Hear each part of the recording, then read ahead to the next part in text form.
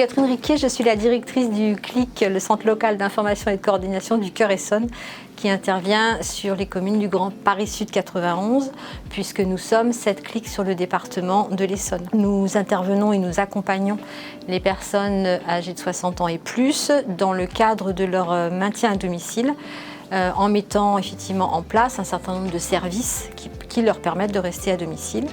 Et nous travaillons avec les professionnels du secteur et les familles et l'entourage, bien entendu.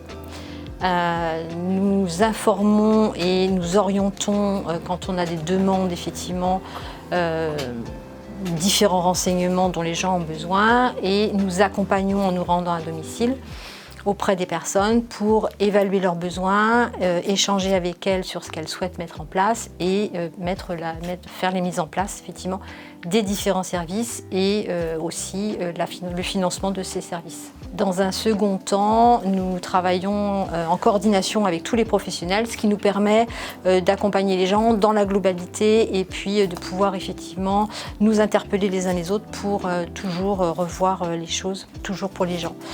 Ça, ce sont nos grosses missions. Après, nous avons une mission effectivement de prévention santé, donc nous mettons des actions de prévention santé en place pour les personnes âgées. Nous avons, nous, une mission un peu particulière au CLIC du Cœur-Essonne, puisqu'il y a quelques années, nous avons détecté des gens très isolés sur le territoire, qui n'avaient pratiquement pas de visite. Et nous avons constitué un groupe de bénévoles qui fait des visites à domicile et qui va rencontrer effectivement ces personnes isolées. Elles font des visites une fois par semaine. Quand elles ne peuvent pas, elles téléphonent aux gens et nous voyons ces bénévoles de façon très régulière, à peu près tous les 2 mois, pour faire le point effectivement sur ce qu'elles peuvent faire à domicile et comment se passent les accompagnements auprès des personnes qu'elles peuvent voir. Il nous est même arrivé de faire des pique-niques avec les bénévoles et puis les personnes effectivement visitées. Du coup, aujourd'hui, on a 8 bénévoles. Ça n'est pas assez, je vous le dis.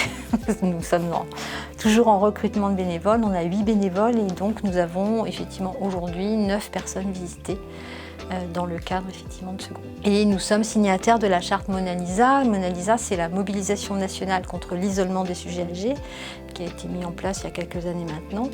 Et dans ce cadre-là, nous faisons partie de la coopération départementale où nous sommes en lien avec plusieurs autres structures qui luttent aussi contre l'isolement à leur manière et pour lequel effectivement on essaie de travailler sur des projets. Dans le cadre du groupe de bénévoles, nous avons présenté un dossier à la conférence des financeurs qui a été accepté cette année, dans lequel nous allons proposer aux personnes visitées d'écrire leur récit de vie. Nous allons travailler effectivement avec le service civique volontaire senior.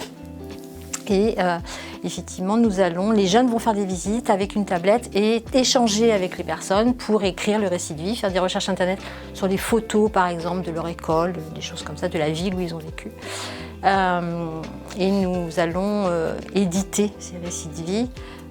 Nous allons les éditer pour que la personne isolée en ait un exemplaire, les jeunes en aient un exemplaire, le bénévole en ait un exemplaire et que nous, au service, nous puissions aussi en garder un exemplaire parce que c'est très important, effectivement, pour nous d'avoir des archives. Et puis, effectivement, ça nous permet aussi de refaire un petit peu le point et de revoir les personnes que nous accompagnons avec plaisir.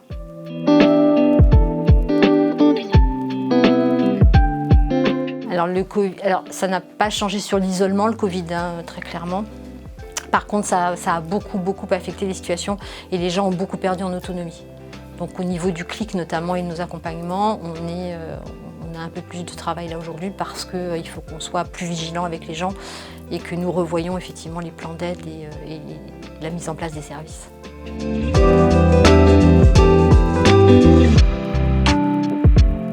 Souvent, le ciblage des personnes isolées se fait par les professionnels avec qui nous travaillons, par nos partenaires, ou nous, quand on fait des visites à domicile, effectivement, et qu'on voit ou qu'on constate effectivement un isolement, ce qui s'est passé pour Madame Liem il y a quelques années. Quant aux bénévoles, effectivement, ils font acte de candidature, on les reçoit. On a un entretien dans un premier temps. Ensuite, effectivement, ils sont vus à la réunion des bénévoles, puisqu'on fait une réunion tous les 2 mois. Et ensuite, effectivement, on fait la première visite avec eux. On présente le bénévole à la personne visitée. On explique un peu la situation, en tout cas sur ce que la personne accompagnée veut bien qu'on explique. Et puis ensuite, ils font leur visite tout seuls. Et si besoin, on intervient. Si besoin qu'on refasse une visite, on la refait.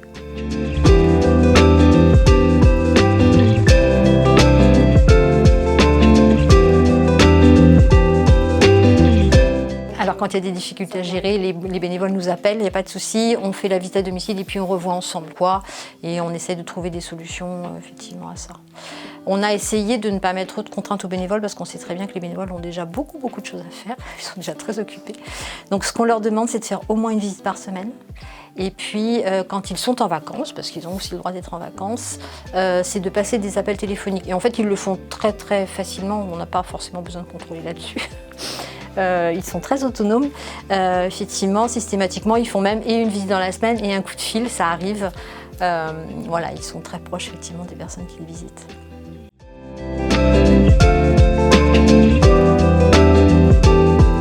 Ils sont les bienvenus, ils peuvent nous appeler au clic, du coup, au 01 60 78 01 01. Et du coup, on programmera effectivement une rencontre et puis on verra ensemble comment, effectivement, ce qu'ils attendent effectivement de ces visites, ce qu'ils souhaitent faire et on verra nous comment on peut effectivement répondre favorablement à leur candidature. Alors, moi je m'appelle Isabelle Tillis, donc j'accompagne, je me suis proposée comme bénévole il y a un peu plus d'1 an et je vois Evelyne depuis moins d'1 an aussi. Voilà. Ce que j'attendais, moi, c'était de rencontrer une personne, de créer un lien d'amitié aussi, ce qui se passe avec Evelyne. Oui. C'est ma deuxième bénéficiaire, parce qu'avec la première, ça s'était pas très bien passé, justement. J'ai prévenu Madame Riquier et on a fait le nécessaire. Voilà, donc moi je suis très contente de cet échange avec Evelyne. Moi aussi. Voilà. Je l'aide dans le quotidien, les petits courriers, si elle a des problèmes, même pour les courses. Ça m'arrive de temps en temps de la dépanner pour les courses, mais c'était pas le but. Moi, elle m'apporte aussi beaucoup. Voilà, j'apprends à connaître sa vie. Elle est très touchante. C'est une personne que j'aime beaucoup. Moi aussi, je suis très touchée parce qu'Isabelle m'apporte énormément de choses. J'ai plus d'isolement. Je sais que je peux l'appeler comme je veux. Ah non, c'était début juin. Oui, donc. Le Covid a évité, a écarté les accompagnants. On était solitaires. Première rencontre, c'était avec Madame Riquier qui m'a présenté Evelyne pour m'expliquer ce qu'elle attendait de moi. Et puis moi, ce que je souhaitais aussi, cet échange, plus qu'un, voilà, juste pour faire les papiers, je souhaitais créer un lien d'amitié. Voilà. On a quelque chose qui est profond toutes les deux. En fin de compte, on s'y attendait. Moi, je m'y attendais pas et ça s'est passé comme ça. Voilà.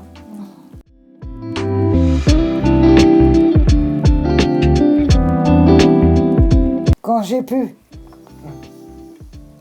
Mais je crois qu'avec Isabelle, je crois que ça se terminera jamais. Non, c'est pas prévu. Je me confie à elle, je peux tout lui dire. Moi aussi, ça m'étonne. Qu'est-ce que ça a changé, Madame Liem, de mettre un bénévole alors avec Isabelle, mais aussi avec les autres, qu'est-ce que ça vous a apporté? Ça m'a apporté le fait que je pouvais parler à quelqu'un et non pas au mur. Voilà. Quand je suis arrivée aussi, tu n'avais pas la téléassistance. Non. Je l'ai dit, il faut le mettre en place rapidement. Oui. Tu as eu un accident. Parce que j'ai eu un accident, Isabelle était là et j'ai pas pu la prévenir. Et en fin de compte, j'ai eu le Covid et j'ai été transportée à l'hôpital. Je l'ai cherché.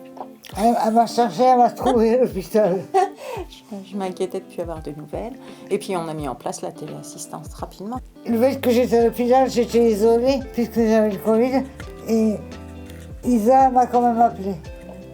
Mais ce que j'ai à dire, c'est que je resterai toujours une amie très profonde avec Isa et que je l'oublierai jamais. Et ben, je dirais que ça sert de lien d'amitié et sans qu'on le veuille, ça arrive. Ça apporte aux deux. Oui. C'est bien. Il ne faut pas hésiter.